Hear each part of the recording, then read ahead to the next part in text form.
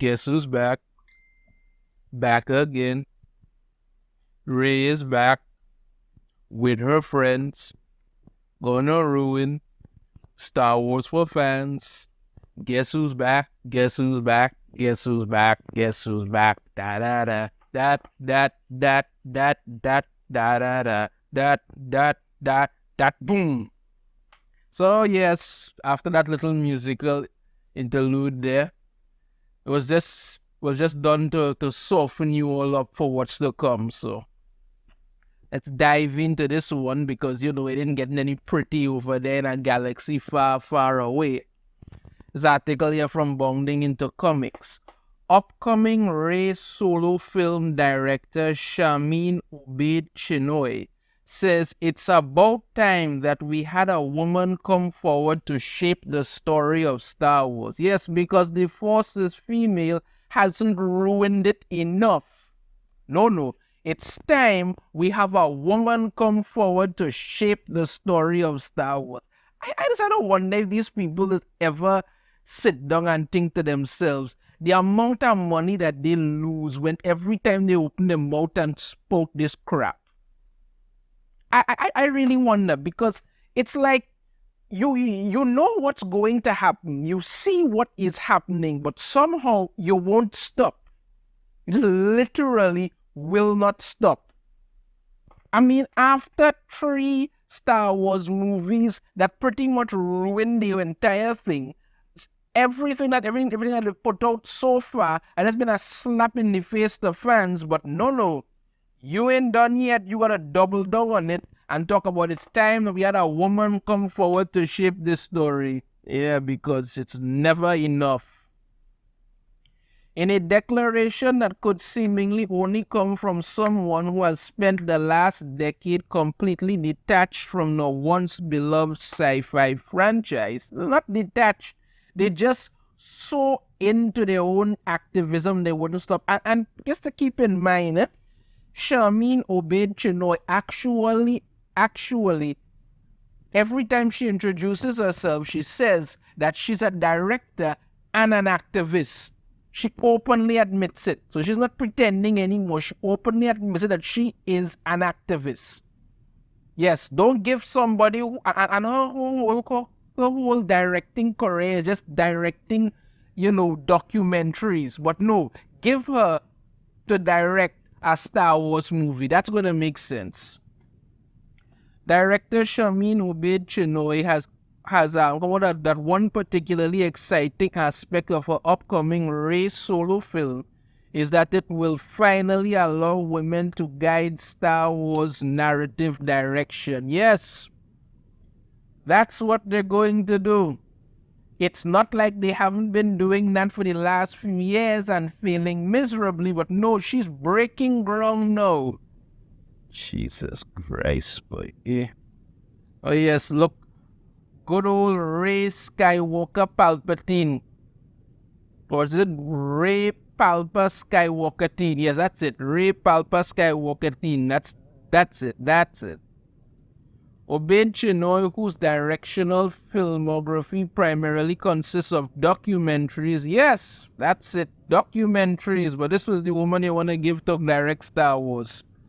Highlighting the social plights faced by women in her home country of Pakistan, offered this insight into her forthcoming Dance with the Force while speaking to CNN's Christine Lou Stout for the network's 2023 New Year's Eve broadcast.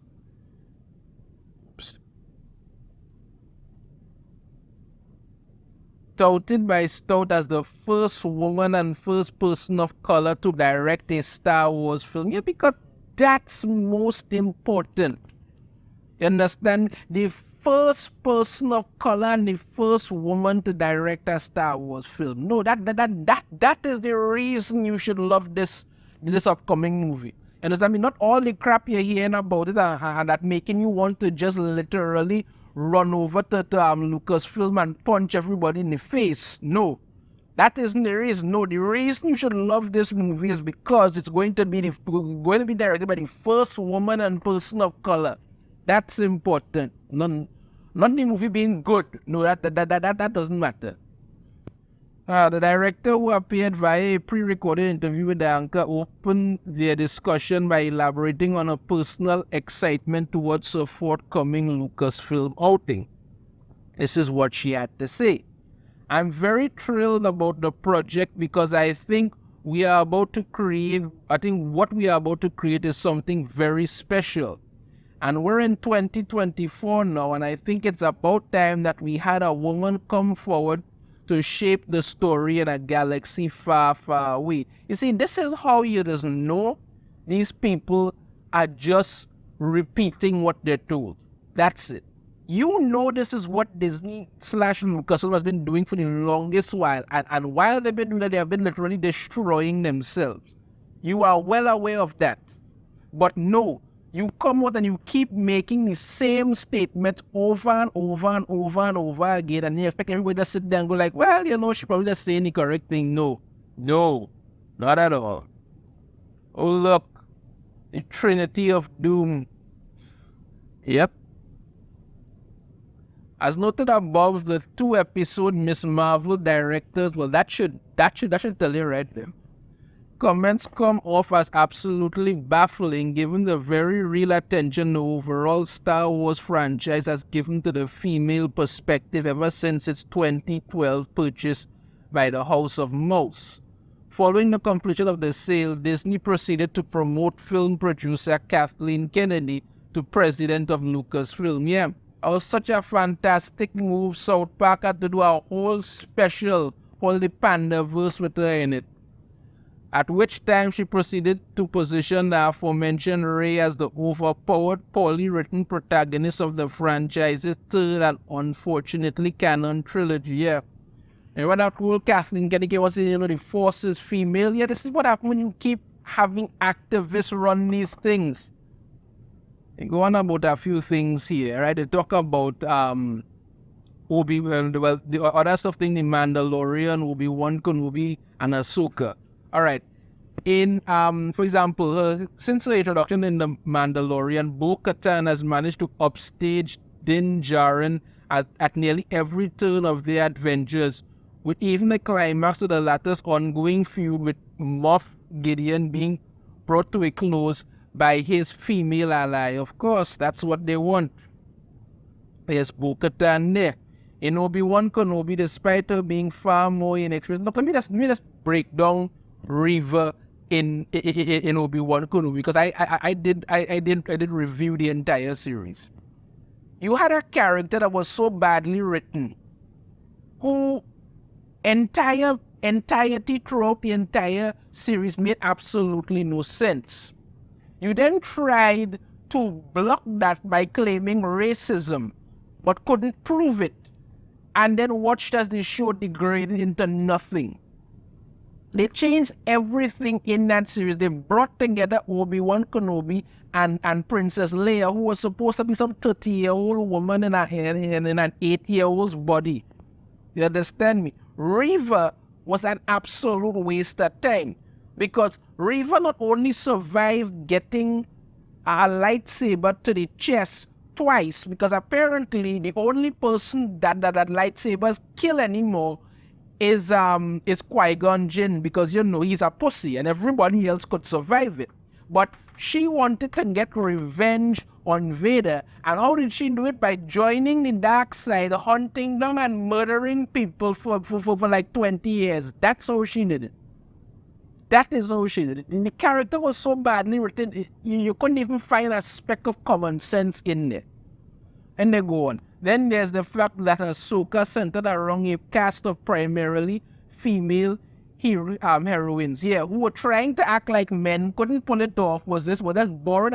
I watched like two episodes I watched of Ahsoka, and I never wanted to go back. Never. The series was just so bad. I couldn't get my head around why they would make this. I just walked away. That's so I just literally walked away from that crap.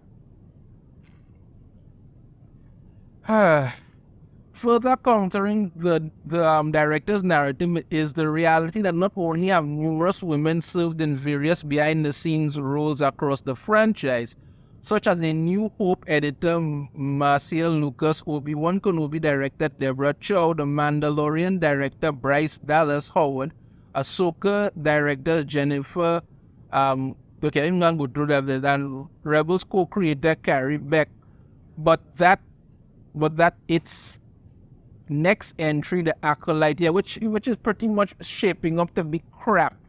The Acolyte is shaping up to be an absolute abomination of everything. I'm not even gonna bother to even talk about The Acolyte. Notably, this is not the first time Obaid-Chinoy has positioned her upcoming Star Wars outing as the franchise is breaking of the glass ceiling. Well, yeah, because this is all that they do. They're given a script and tell, listen, say this, but let's change like 2-3 words in it so it doesn't sound like you're saying the same exact thing, even exactly that's what you're doing. Speaking to Vice News following the film's announcement in May 2023, the director explained of her role as the first woman to direct a Star Wars feature. I've always kicked open doors that were previously closed, and I actually covered this whole thing in another video, so I'm not even going to go through that. They say Rey's return to the silver screen is currently set for sometime in 2026. Yeah, so I mean, let's tell you something in regards to this. The Trinity of Doom here. You have the woman in the middle who went around telling everybody the Force is female, that's what they're going to do. You have the lady in red. Daisy Ridley, like I say, probably a nice lady. I don't know her personally, but perfectly honest, her Rey in Star Wars was an absolute abomination. It's a character nobody likes. Nobody's even buying Rey action figures. Nobody wants to even be associated with that at all. And now you're bringing in the director who is basically telling everybody she's an activist. She's going to make an activist-filled movie, and you have to love this movie because she's the first woman and the first person of color to direct Star Wars. This is not going to end well, people. But then again, they have been on a mission to destroy Star Wars for quite some time, and it's not getting any better. Let me know your thoughts on this in the comments. If you have a different opinion, I'd love to hear it. If you like the video, be sure to hit that thumbs up. Subscribe if you haven't already. Ring the notification bell to be notified every time I put a new video. And I shall see you all next time. Take care.